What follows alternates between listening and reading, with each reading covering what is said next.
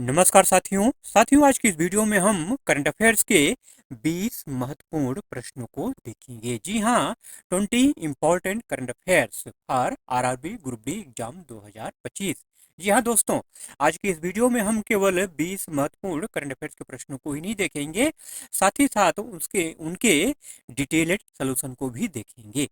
पिछले 2-3 वीडियो में हमने आपको केवल क्वेश्चन और आंसर कराए थे। क्वेश्चन और ऑप्शन होते थे, कोई डिटेल में आंसर नहीं होता था, लेकिन महसूस हुआ कहीं न कहीं कुछ कमी रह जा रही है, इसलिए आज के वीडियो में हमने प्रश्नों के आंसर के साथ-साथ उसका डिटेल्ड सॉल्यूशन भी दिया है, जो कि आपके आरआरबी ग्रुप डी एग्जाम 2025 के लिए बहुत ही महत्वपूर्ण है मेरे भाई। इसलिए वीडियो कंप्लीट देखिएगा और प्लीज एक लाइक जरूर से कर दीजिएगा, शेयर करना तो बिल्कुल मत भूलिएगा।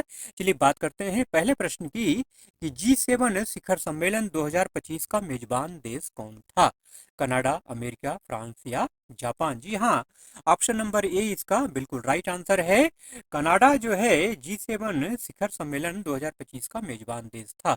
बात यहीं से कंप्लीट नहीं होती है, केवल एक कह देने से कि G7 शिखर सम्मेलन 2023 का मेजबान देश कनाडा था, बात यहीं पे कंप्लीट नहीं होती है। आपको ये भी जानना चाहिए कि G7 में कौन कौन से देश आते हैं।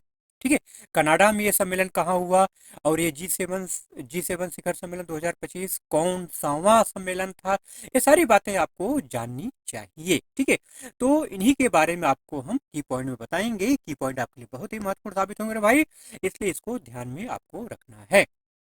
देखिए, G7 शिखर सम्मेलन 2025 का मेजबान देश कनाडा था और यह सम्मेलन अल्बर्टा के कनासिस में आयोजित किया गया था। कनाडा ने 1 जनवरी 2025 को G7 की अध्यक्षता संभाली और 15 से 17 जून 2025 तक शिखर सम्मेलन की मेजबानी की। ये जो सम्मेलन था, ये 91वां G7 शिखर सम्मेलन था। ठीक है, और G7 की ये 97वीं मतलब 57th वार्षिक बैठक थी, जो कि 16 से 17 जून 2025 तक कनास्की से अल्बर्टा कनाडा में आयोजित की गई। अब बात करते हैं कि G7 में कौन कौन से देश शामिल हैं। देखिए, G7 देशों में Canada, France, Germany, Italy, Japan, United kingdom और संयुक्त राज्य अमेरिका शामिल हैं। इसके अलावा यूरोपीय यूनियन भी शामिल है मेरे भाई। ठीक है, चलिए ये बात तो हो गई कंप्लीट। अगले प्रश्न की बात करते हैं।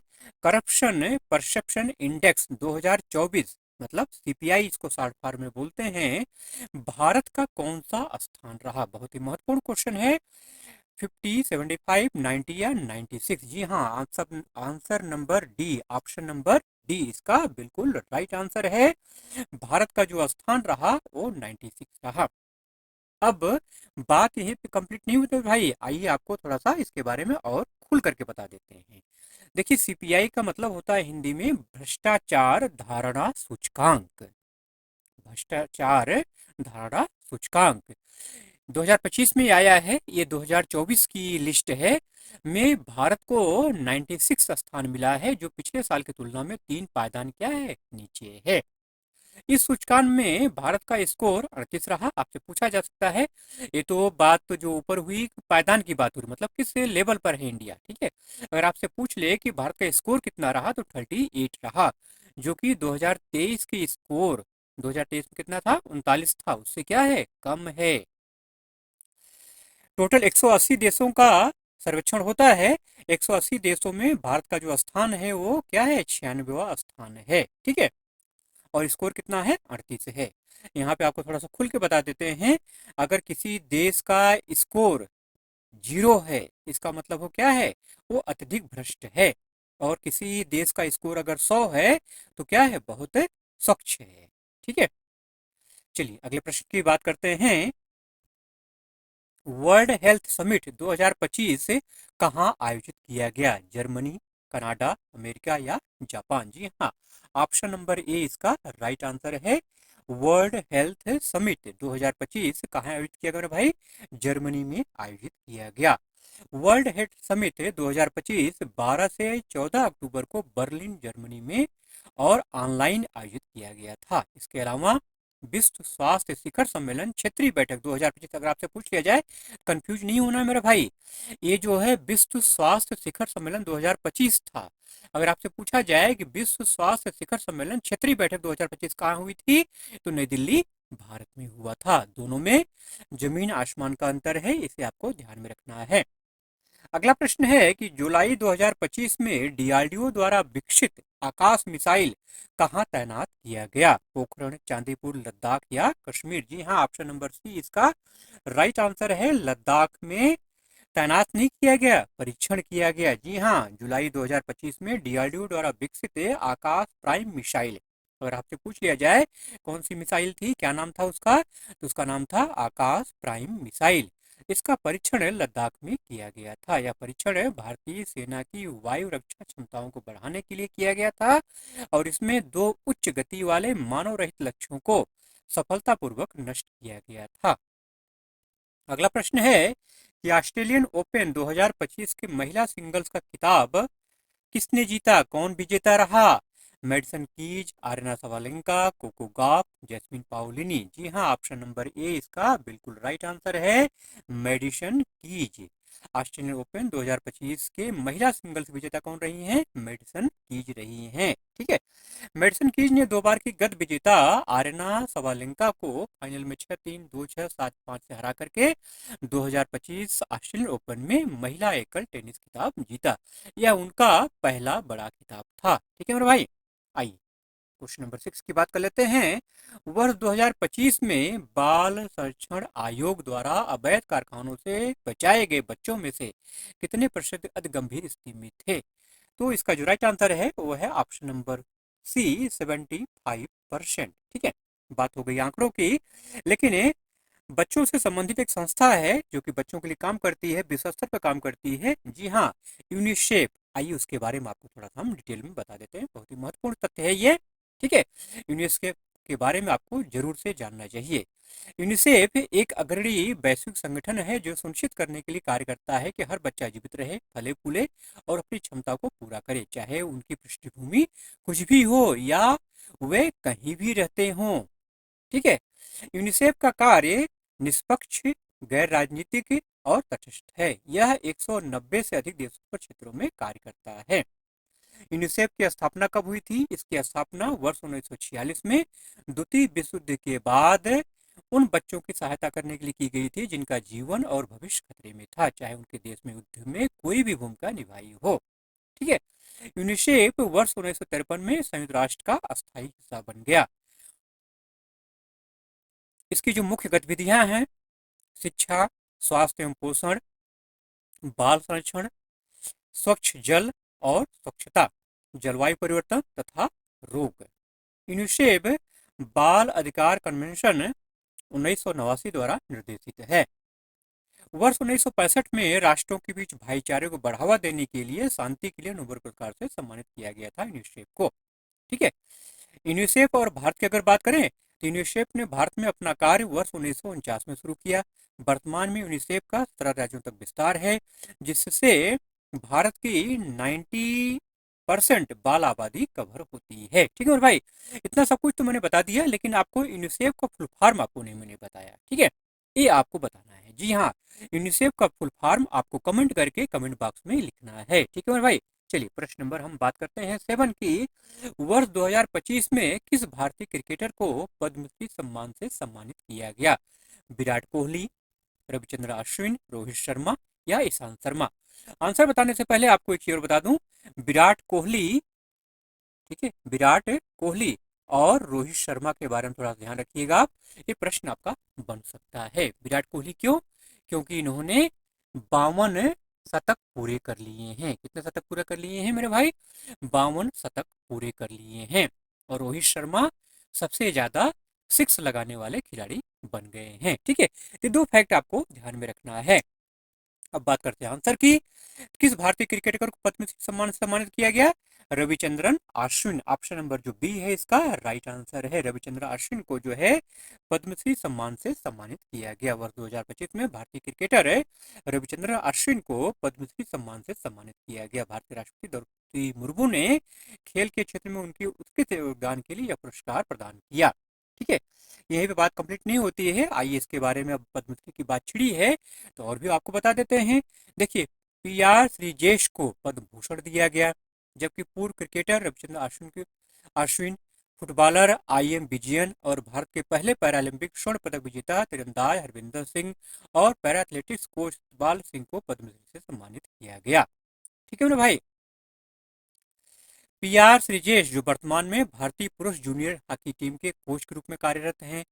महान मेजर ध्यानचंद के बाद पद्म भूषण से सम्मानित होने वाले केवल दूसरे हॉकी खिलाड़ी बन गए हैं। आपको ध्यान में रखना है, अगर आपसे प्रश्न पूछा जाए मेजर ध्यानचंद के बाद पद्म भूषण से सम्मानित होने वाले दूसरे हॉकी खिलाड़ी कौन है, तो वह कौन है, पीआर श्रीजेश। ठीक है, जिन्हें 1956 में, मतलब मेजर ध्यानचंद को 1956 में पद्म भूषण से सम्मानित किया गया था। ठीक है मेरे भाई, ये फैक्ट बहुत ही महत्वपूर्ण है, इसे आपको ध्यान में रखना है। अगला प्रश्न है, वर्ष 2025 में किस पैराशूटिंग कोच को द्रोणाचार्य पुरस्कार से सम्मानित किया गया? श्री सुभाष राणा, रूबीना फ्रांसिस, सिंहराज या मनीष नरवाल? जी हाँ, ऑप्शन नंबर ये इसका राइट आंसर है, श्री सुभाष राणा को जो है द्रोणाचार्य पुरस्कार से सम्मानित किया गया। आप जो है पैराशूटिंग कोच हैं। ठीक है, राष्ट्रपति द्रौपदी मुर्मू ने उन्हें यह सम्मान दिया है। यह पुरस्कार उन्हें पैराशूटिंग में उनके उत्कृष्ट योगदान के लिए मिला, जिसके तहत उन्होंने मनीष नरवाल, रूबीना फ्रांसिस, सिंहराज और अवनी लेखरा जैसे कई पदक विजेता पैरा निशानबाजों को प्रशिक्षित किया है। अगला प्रश्न है कि एआई इम्पैक्ट शिखर सम्मेलन 2026 की मेजबानी कौन सा देश करेगा? बहुत ही महत्वपूर्ण क्वेश्चन है, और इसका जो राइट आंसर है वो है ऑप्शन नंबर बी, भारत। जी हाँ, भारत जो है एआई इम्पैक्ट शिखर सम्मेलन 2026 की मेजबानी करेगा। ठीक है, अभी G20 सम्मेलन हुआ है, ठीक है, उसमें प्रधानमंत्री मोदी ने एआई के बारे में बात की है। क्वेश्चन बहुत ही महत्वपूर्ण है। ठीक है मेरे भाई, एआई इम्पैक्ट शिखर सम्मेलन 2026 की मेजबानी भारत करेगा। यह शिखर सम्मेलन 19 से 20 फरवरी 2026 को नई दिल्ली में भारत मंडपम में आयोजित किया जाएगा। इसे भारत सरकार के इलेक्ट्रॉनिक्स और सूचना प्रौद्योगिकी मंत्रालय द्वारा आयोजित किया जाएगा। अक्सर आपसे क्वेश्चन पूछा जाता है कि एआई इम्पैक्ट शिखर सम्मेलन 2026 की कौन आयोजित करेगा, तो भारत सरकार के इलेक्ट्रॉनिक्स और सूचना प्रौद्योगिकी मंत्रालय द्वारा इसे आयोजित किया जाएगा। अगला प्रश्न भी एआई से ही संबंधित है कि एआई आधारित सड़क सुरक्षा पायलट परियोजना शुरू करने वाला पहला राज्य कौन बना है? बहुत महत्वपूर्ण क्वेश्चन है। गुजरात, महाराष्ट्र, उत्तर प्रदेश या कर्नाटक? जी हाँ, ऑप्शन नंबर सी इसका बिल्कुल राइट आंसर है। उत्तर प्रदेश पहला राज्य बना है एआई आधारित सड़क सुरक्षा पायलट परियोजना शुरू करने वाला राज्य। जी हाँ, उत्तर प्रदेश भारत का पहला राज्य है जिसने केंद्र सरकार की मंजूरी के बाद एआई और बिग डेटा आधारित सड़क सुरक्षा पायलट परियोजना शुरू की है। यह एआई संचालित सड़क सुरक्षा पायलट परियोजना उत्तर प्रदेश परिवहन विभाग द्वारा शुरू की गई है, जिसे आईटीआई लिमिटेड और एम लाजिका द्वारा राज्य के लिए शून्य लागत पर क्रियान्वित किया गया। ठीक है मेरे भाई, चलिए अगला प्रश्न है, अगस्त 2025 में केंद्र सरकार की महत्वाकांक्षी योजना अपना घर किसके लिए शुरू किया गया? ट्रक चालकों के लिए, गरीबों के लिए, निराश्रित महिलाओं के लिए या बीपीएल कार्ड धारकों के लिए? जी हाँ, ऑप्शन नंबर ए इसका राइट आंसर है, ट्रक चालकों के लिए। ट्रक चालकों के लिए 4 अगस्त 2025 को अपना घर परियोजना शुरू की गई। किसने शुरू किया? पेट्रोलियम और प्राकृतिक गैस मंत्रालय के नेतृत्व में पहल हुई है। आईओसीएल, एचपीसीएल, बीपीसीएल जैसे सार्वजनिक क्षेत्र की तेल कंपनियों द्वारा ये प्रबंधित है। राजमार्गों पर, ईंधन स्टेशनों पर सुरक्षित विश्राम स्थल प्रदान करता है अपना घर। अगला प्रश्न है कि विश्व स्क्वैश जूनियर चैंपियनशिप 2025 में भारतीय खिलाड़ियों को कौन सा पदक मिला? बहुत ही महत्वपूर्ण क्वेश्चन है, क्योंकि लंबे इंतजार के बाद पदक मिला है। तो इसका जो राइट आंसर है वो है ऑप्शन नंबर सी, कांस्य पदक। जी हाँ, ऑप्शन नंबर सी, कांस्य पदक। विश्व स्क्वैश जूनियर चैंपियनशिप 2025 में भारतीय खिलाड़ियों ने कांस्य पदक जीता। भारत की अनाहत सिंह ने महिला एकल स्पर्धा में कांस्य पदक जीता, जबकि भारतीय पुरुष टीम चैंपियनशिप ने कांस्य पदक हासिल किया है। अनाहत सिंह की अगर बात करें तो अनाहत सिंह जो है महिला एकल स्पर्धा में कांस्य पदक जीती है, जो 15 वर्षों में देश का पहला पदक था। वहीं अगर पुरुष टीम की बात करें तो पुरुष टीम ने टीम चैंपियनशिप में कांस्य पदक जीता है, जो कि 13 साल की इंतजार के बाद मिला है। अगला प्रश्न है कि सितंबर 2025 में जीएसटी में कितनी दरें हो गई हैं?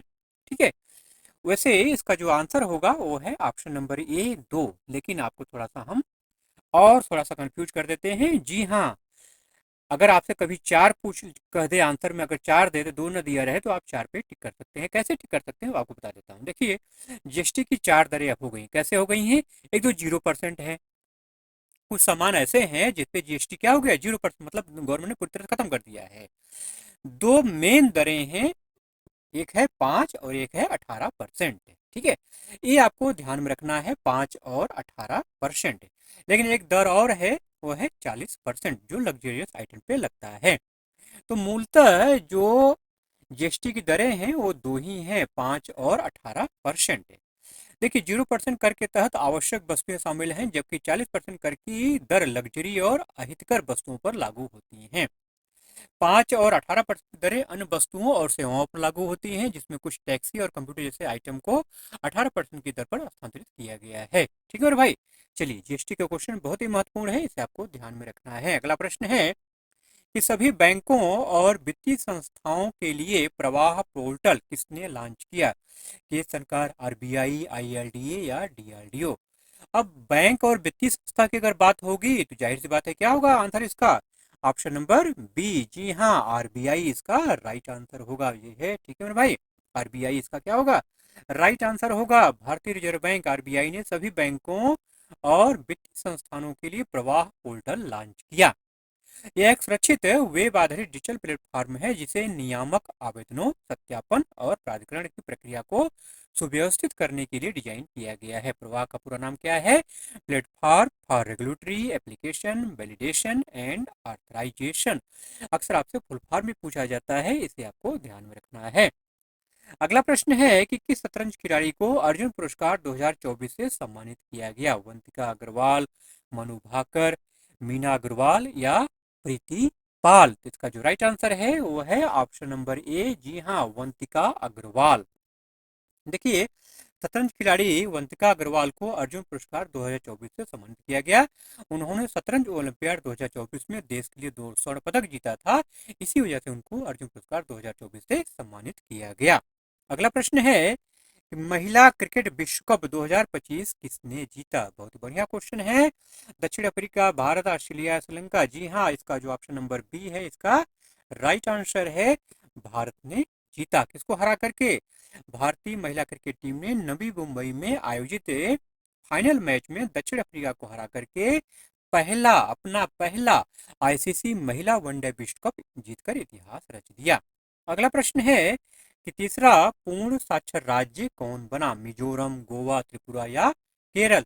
इसका जो राइट आंसर है वो है ऑप्शन नंबर सी, जी हाँ, त्रिपुरा। ऑप्शन नंबर सी इसका राइट आंसर है, त्रिपुरा।